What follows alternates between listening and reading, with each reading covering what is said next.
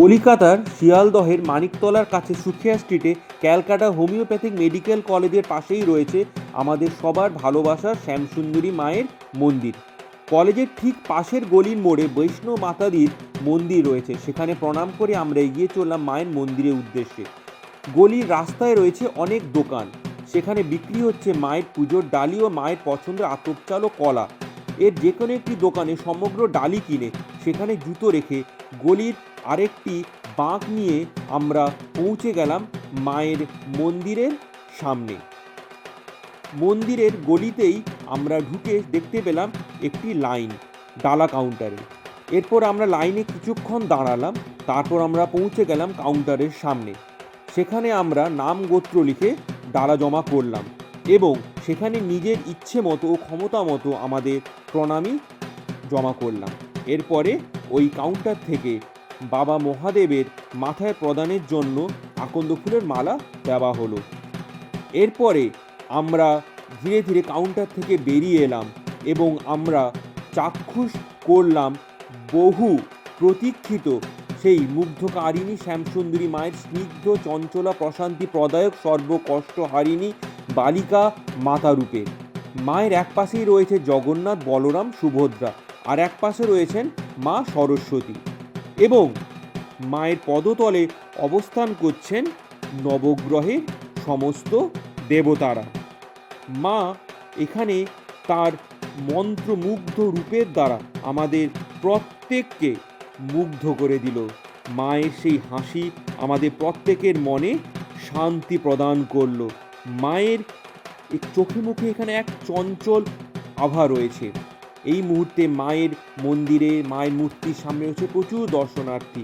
প্রচলিত রয়েছে মা এখানে খুব জাগ্রতা এবং চঞ্চল। একদা মায়ের মন্দিরে প্রধান পুরোহিত মায়ের পুজোর জন্য বাজার করতে গিয়েছিলেন। হঠাৎ ওনার সামনে একটি 5 বছরের ছোট্ট মেয়ে এসে আতপ চাল ও কলা খাওয়ার আবদার করে, কিন্তু পুরোহিত মাকে চিনতে না পেরে সাধারণ বালিকা ভেবে তাকে দূরে সরে যেতে বলে। এরপরে যখন পুরোহিত মন্দিরে এসে দেখেন গর্ভগৃহের মতো মহাদেব শায়িত রয়েছেন, মা নেই, তখন উনি চারিদিকে খোঁজাখুঁজি করেন এবং মাকে দেখতে না পেয়ে ক্রন্দনে ভেঙে পড়েন।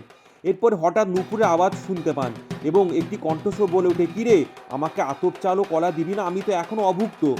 পুরোহিত তখন সামনে তাকিয়ে দেখেন মা মহাদেবের উপরে বিদ্যমান এবং মা ক্রীড়ারতা বালিকার ন্যায় ধুলো ধূসরিত। এরপর থেকে আতপ চাল ও কলা প্রধান ভোগ হিসাবে এখানে অর্পণ করা হয়। এরপরে শুরু হলো পুষ্পাঞ্জলি। প্রধান পুরোহিত এখানে সবার মাথায় হাতে প্রথমে শান্তি জল বর্ষণ করেন।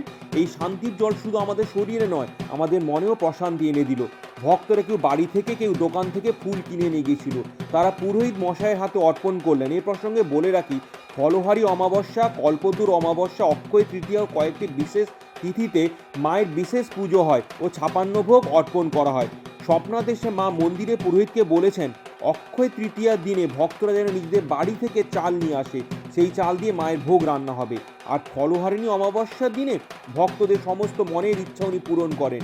কথিত রয়েছে কোনো ভক্ত যদি মায়ের মন্দিরে 28টি শনিবার মায়ের দর্শন করে, তাহলে তার সেই ভক্তের সমস্ত মাঙ্গলিক দোষ এবং সমস্ত গ্রহদোষ থেকে সেই ভক্ত মুক্তি লাভ করে। এরপর পুরোহিত মশাই প্রত্যেকের হাতে পুষ্প প্রদান করলেন এবং উনি মায়ের পদতলে কিছু পুষ্প সজ্জিত করলেন এবং ধীরে ধীরে উনি মায়ের মন্ত্র বলার জন্য নিজেকে প্রস্তুত করলেন। আমরা আমাদের সামনে দেখতে পাচ্ছি জগন্নাথ, বলরাম, সুভদ্রা এখানে খুব সুন্দরভাবে সুসজ্জিত রয়েছে। মায়ের রূপ এখানে কেশ ও রাশি উনার স্নিগ্ধ, এখানে উনি খুব স্নিগ্ধ দৃষ্টিতে সমস্ত ভক্তদের উদ্দেশ্যে তাকিয়ে রয়েছেন। আমরা সমস্ত ভক্তরা করজোড়ে পুষ্প নিয়ে মায়ের পুষ্পাঞ্জলি দেওয়ার জন্য অপেক্ষা করতে লাগলাম। মাকে সাজানো হয়েছে খুব সুন্দর করে। মায়ের 4 হাতে রয়েছে সুন্দর গহনা, মায়ের গলায় রয়েছে সুন্দর একটি অলংকার, মায়ের কানে, মায়ের নাকে, মায়ের মাথায় এক যেন আলাদা রূপ প্রদান করছে এই সমস্ত অলংকার রাজি। আমরা ধীরে ধীরে অপেক্ষা করতে লাগলাম প্রধান পুরোহিতের জন্য। উনি ওনার পুষ্পাঞ্জলির মন্ত্র কখন শুরু করেন এবং ধীরে ধীরে পুষ্পাঞ্জলি আমাদের ধীরে ধীরে সমাপ্তি হলো। এরপরে আমরা আমাদের বাড়ির গোপুসোনাকেও সেখানে নিয়ে গেছিলাম। লাল পোশাকে সুসজ্জিত সে সেখানে গেছিল এবং সে মাকে দেখে খুব খুশি হয়েছিল।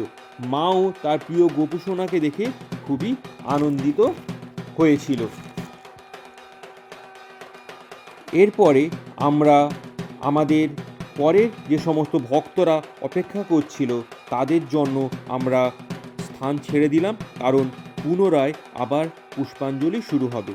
এ প্রসঙ্গে উল্লেখ করে রাখি, এখানে মায়ের পুষ্পাঞ্জলি একবার নয়, দুবার নয়, ততবারই করা হয় যতক্ষণ না সমস্ত ভক্ত তাদের পুষ্পাঞ্জলি মায়ের চরণে অর্পণ করতে পারছে এবং তাদের আর্ত করুণ আবেদন মায়ের সামনে তারা রাখতে পারছে।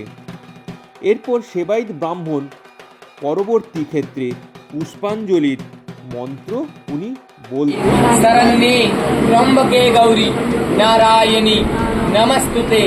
আপনাদের সবার যার যার মনের বাসনা মাকে মন প্রাণ দিয়ে জানান, মা আপনাদের প্রত্যেকের মনের বাসনা অবশ্যই পূর্ণ করবে। গর্ভগৃহের পাশের কক্ষ থেকে কাঁচের জানালার মধ্য দিয়ে মাকে দেখার সুবন্দোবস্ত রয়েছে এবং ওই কক্ষে ভক্তদের অপেক্ষা করার জন্য সুবন্দোবস্ত রয়েছে। আমরা অনেক ভক্তরা সেখানে মায়ের পুজো সেখান থেকে চাক্ষুষ করলাম এবং সেখানে আমরা কিছুক্ষণ অপেক্ষা করছিলাম মায়ের ভোগের জন্য। আপনারাও দেখতে পাচ্ছেন মায়ের স্নিগ্ধ রূপ, যেখানে উনি মহাদেবের উপরে দাঁড়িয়ে রয়েছেন।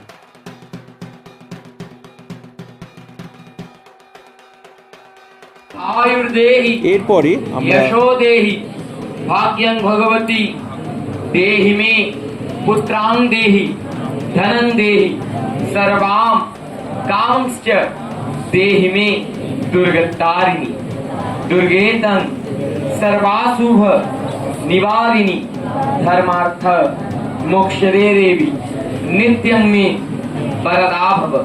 काली काली महाकाली कालिके पापहारिणि धर्मार्थ मोक्षदे देवी नारायणी नमस्तुते।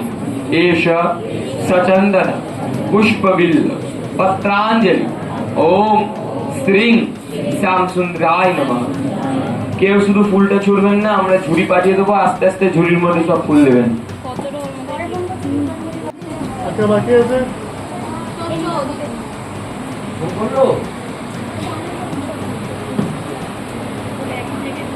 এবার বলেন ওম সর্বমঙ্গল মাঙ্গল্যে শিবে সর্বার্থ সাধিকে শরণ্যে ত্রম্বকে গৌরী নারায়ণী নমস্তুতে। আপনাদের সবার যার যা মনের বাসনা মাকে মন প্রাণ দিয়ে জানাবেন, মা আপনাদের প্রত্যেকের মনের বাসনা অবশ্যই। সেই কক্ষ থেকে মা এবং মহাদেবের তৃপ্ত রূপ কাছ থেকে দর্শন করলাম এবং আপনাদের দেখার জন্য কিছু ক্লিক করলাম। মন খুব শান্ত হলো। আমরা মায়ের কাছে বসে রইলাম, মায়ের কাছে আমাদের সমস্ত কষ্ট যেন ব্যক্ত করতে লাগলাম, যেন মা আমাদের সমস্ত কষ্ট থেকে আমাদের মুক্তি প্রদান করেন। এবারে মায়ের ভোগের দুপুরে প্রধান ভোগ অর্পিত হলো এবং আরতি সুসম্পন্ন হলো। আমরা আরতি মুগ্ধ সহকারে চাক্ষুষ করলাম।